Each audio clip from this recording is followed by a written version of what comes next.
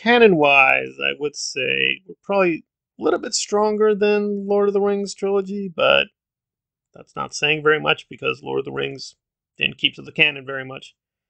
But if Lord of the Rings was basically just an action film trilogy, this would be, I think, legitimately a very weird kind of epic series because so many shots and frames and stills and positioning do feel like a full blown movie, but it will be done kind of as televised episodes. So, at the very least, you're going to get very epic looking, epic sounding, and epically performed narratives.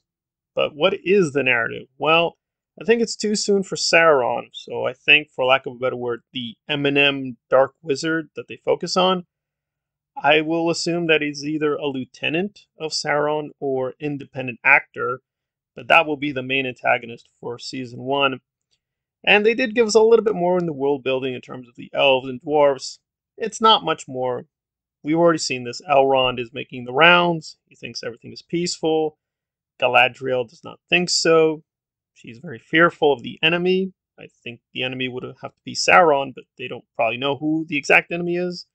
And the orcs are very active, and presumably they're going to search out the leader of the orcs because they don't just do these things. So the orcs are active in molesting or destroying things, and they're trying to find the culprit, but we don't quite know who the culprit is. So they seem to be setting up it as a mystery because we see that boy, basically kind of an Anakin Skywalker, but a good Anakin Skywalker, and he will be alerting the others. And we didn't learn too much more about the Harfoots or their role, but I'm going to guess that if Sauron is going to be interacting with them, that somehow as, I guess, genetic predecessors of the real hobbits, that they're going to learn enough to alert Elrond and or Galadriel, but that'll come later. So they're seeding a lot of things, especially with the Balrog at the very, very end of what will happen in the final seasons, because that will be the actual war against Sauron with the rings already forged. But that's probably too soon to do right at the very beginning. We have to see the rise and fall of Numenor, the slow seduction of the dwarves and the elves to create the rings, perhaps accidentally, right, to fight Sauron, but it's going to be used against them. They learned this too late, and then the war is on.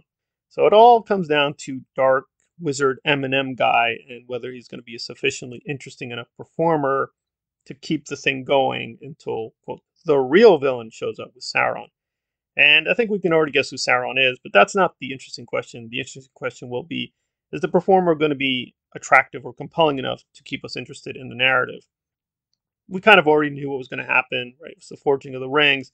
But I think before we get there, it's going to be the rise and fall of Numenor, Pharazôn gaining power, and listening to bad advice. But I guess in the immediate term, it will be Dark Eminem, who we're going to concentrate on as just creating a whole lot of mischief with or without the orcs, working within tandem with them. It's unclear because they seem to be setting up him as a kind of religious figure. So is this Sauron, or at least one form of him?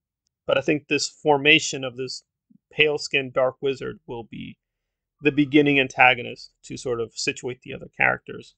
Probably the major thing that people will be harping about, the major canonical violation, will be the direct contact that Muriel has with Galadriel.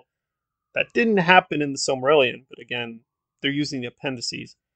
I do also think it's kind of distortive to call this, whatever we want to call it, period of peace. There was definitely still a lot of friction and a lot of conflicts with all these groups, so just calling it peaceful seems a little distortive. But again, presumably that's just the premise of the story, to get it going and start introducing conflict. But I gotta be honest, if you weren't part of these polemical debates over the canon or whatever, the woke controversies or the alleged feminist communist conspiracy or the alt-right backlash, or you would be, frankly, just overwhelmed. Like, the strongest thing here was the music. The music was okay in the other teasers, but here it's like really full on. It does not sound at all like the Lord of the Rings soundtrack, but it's just as powerful, but it's going in a different direction. So that was really interesting. I found that really consistently powerful. The editing and direction were pretty strong. I would expect that.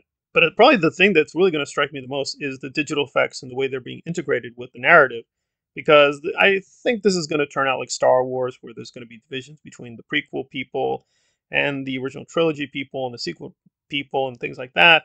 But really, it's going to be in reverse because Peter Jackson, to give him a lot of fairness, did have to deal with constrained budgets. Even though he was given a lot of money towards the end, he did have to deal with kind of constrained resources at the beginning. They don't have that problem here, so it's going to have a much stronger consistency of look than the Lord of the Rings trilogy. But just to give my worth to not say I'm a Amazon shill, I would say, although this does really look amazing, I think we have to look at a comparative standard where, kind of compared to this, Wheel of Time looks really, really terrible. And the trailer for that for season 2 is really god awful compared to this. But if we kind of judge Wheel of Time on its own in the trailer, it kind of looks pretty strong. It's kind of mediocre, but has strong points. This really does feel like a genuine investment of time, effort, and there are tons and tons of Easter eggs I'm skipping over just for this reaction. And I guess the fandom will split over whether those Easter eggs are sufficient to make you overlook what you might perceive as offensive content over this or that character being redefined or being reconstructed for the sake of the narrative. We're going to have to wait and see on that. Again, I'm a little bit all over the place in terms of what I like about Tolkien, so I mostly enjoyed this until the end because I do think the Balrog, just a little for me, a little bit too far. Like the werewolf, maybe Sauron turning into a werewolf, I could understand, but there was really no need for the Balrog at the end. I think that was really overdoing things. But everything else seemed plausible with the narrative that they're constructing. But yeah, I thought the Balrog was really way too showy and not necessary. But we're gonna have to wait and see if they're going to constrain themselves in the first season and future seasons.